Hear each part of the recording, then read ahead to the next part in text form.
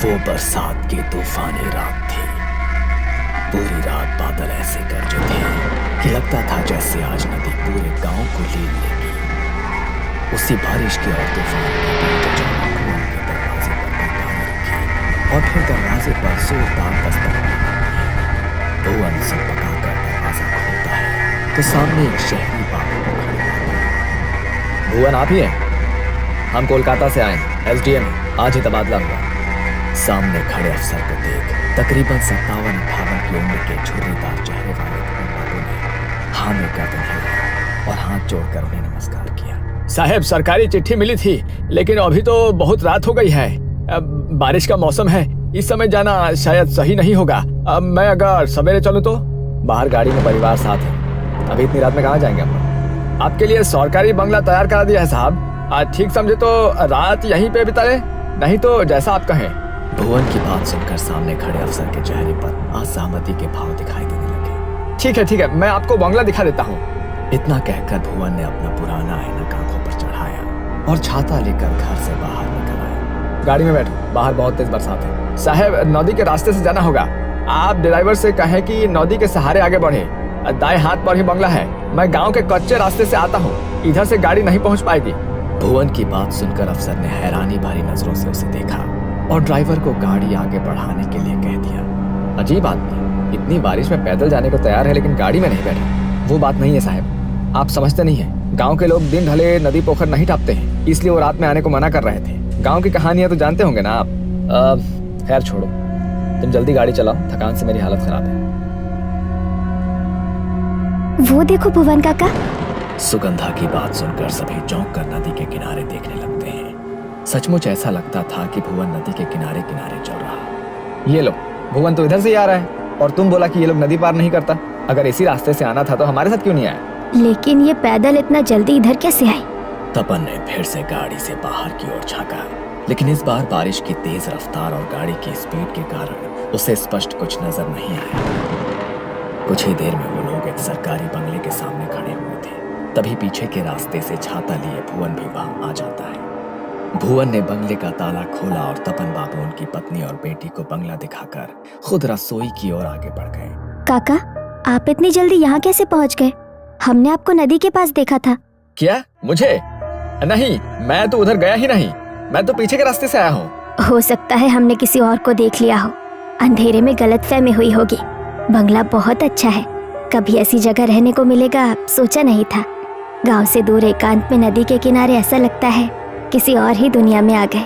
मंदाकिनी, सुगंधा, इंद्राणी और तपन को बंगला काफी अच्छा लगा था, लेकिन भुवन किसी और ही सोच में गुम था।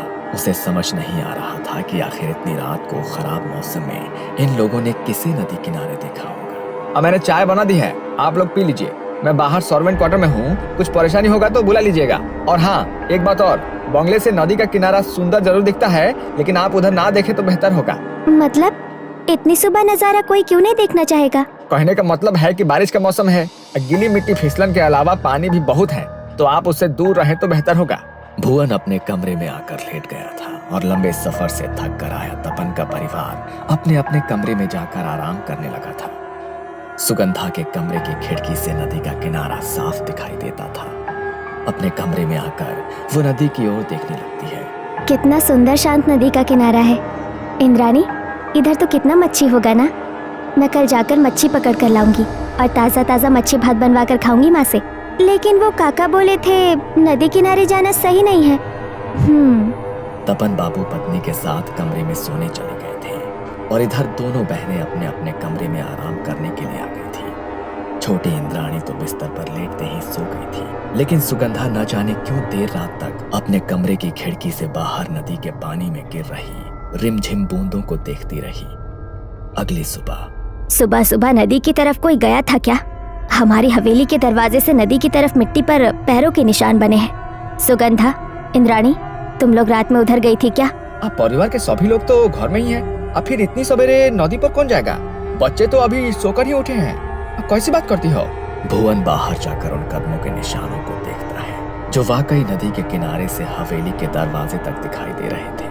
ये किसी इंसान के नदी की ओर जाने के नहीं, बल्कि नदी से हवेली तक जाने का निशान है। क्या? ये कैसे हो सकता है? ये निशान तो मैं जानता हूँ कि आप क्या कहना चाह रही हैं, लेकिन जिसके पाँव उल्टे हो उसके कदमों के निशान ऐसे ही न बनेंगे। भुवन के शब्द सुनने के बाद घर में सन्नाटा पसर गया था। सुगंधा और इंद्राणी काका की बात सुनकर घबरा गई थी। ये किस तरह की बात कर रहे हैं आप? अरे बच्चियां हैं, घबरा जाएंगे ना। बेकार की बातें छोड़िए और बाजार से कुछ खाने का सामान ला कर दीजिए, बच्चों को भूख लगी होगी। मंदाकिनी की बात सुनकर भुवन काका चुपचाप बाजार की ओर निकल जाते हैं। अगले 1-2 दिन ऐसे ही बीत गए थे। दोनों बहनों ने माँ के साथ मिलकर घर लगभग सेट कर लिया था। सुगंधा, इधर सुन तो जरा, जा बाजार से मछली लेकर आ। आज मच्छी भात बनाएंगे और कहीं रुक मत जाना, अंधेरा होने से पहले लौट कर आना है। ठीक है माँ, मैं जाती हूँ। 16 साल की सुगंधा घर से निकली तो उसे नदी के किनारे एक लड़की दिखाई दी जो हाथ के इशारे से उसे बुला रही थी। तुम भी यही रहती हो क्या?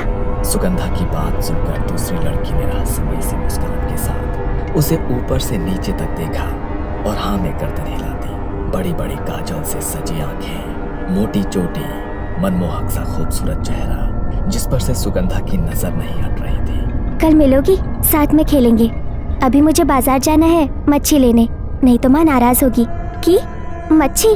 हमें माछ खेते चाहिए, मुझे मच्छी दोगी? अचानक ही सुगंधा के कानों में इंद्राणी की आवाज टकराती है। सुगंधा, ए सुगंधा, उधर क्या कर रही है? जल्दी यहाँ आ, मैं इस लड़की से बात कर रही थी। तुम्हारा नाम की? सुगंधा ने जैसे ही उस लड़की की ओर गर्दन घुमाई तो देखा कि अभी वहाँ कोई भी नहीं था। सुगंधा को कुछ समझ नहीं आ रहा था कि अचानक वो सुंदर सी लड़की कहाँ चली गई। हैरान होकर वो इंद्राणी के पास आती है। उधर अकेले क्या कर रही थी? माँ ने तुझे बाजार जाने को बोला ना? हाँ, लेकिन मैंने अभी एक लड़की को देखा, वो मुझसे बातें कर रही थी, फिर अचानक पता नहीं कहाँ गायब हो गई। बहुत सुंदर थी, कह रही थी यही रहती है। बातें मत बना, कोई नहीं था वहाँ, अकेले में पता नहीं क्या बड़बड़ा रही थी उधर।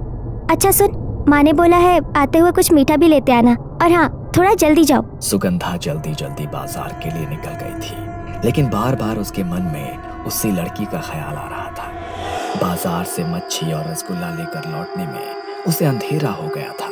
जैसे ही वो नदी के नजदीक पहुंचती है उसे नदी के पानी में तेज हलचल महसूस होने लगती है। सुगंधा चौंक कर इधर उधर देखती है, आसपास कोई नजर नहीं आता।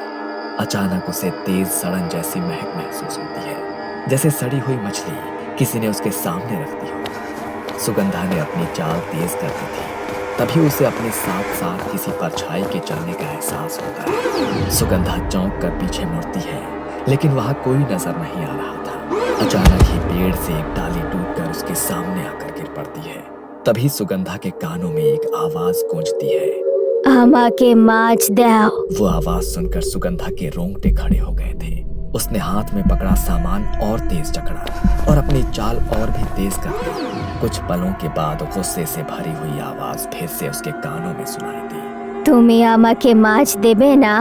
डर से उसका दिमाग सुन्न पड़ गया था। सुगंधा को होश ही नहीं था वो कब और कैसे वहां से दौड़कर अपने घर के दरवाजे तक पहुंच गई थी। दरवाजे को जोर जोर से पीटने पर जैसे ही इंद्राणी ने दरवाजा खोला वो वहीं गिर पड़ी। किसी तरह उसे कमरे तक ले जाया गया, जहां उसने अपनी सारी आप बीती सुना दी। ये सब उस भुवन की वजह से हो रहा है, उसने ही डर बैठा दिया है दिमाग में। तुम आराम करो, अब से बाजार मैं जाऊंगी। बेटी की हालत ऐसी देखकर मंदाकिनी काफी परेशान हो गई थी। मच्छी भात बनाने की अब उसकी इच्छा ही नहीं बची थी।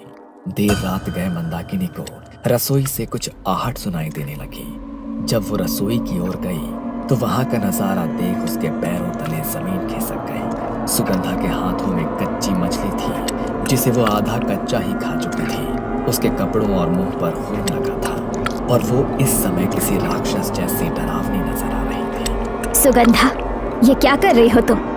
क्या हुआ है तुझे? भूख लगी थी, इसने मुझे मच्छी खिलाई, अब मैं इसके साथ रहूंगी।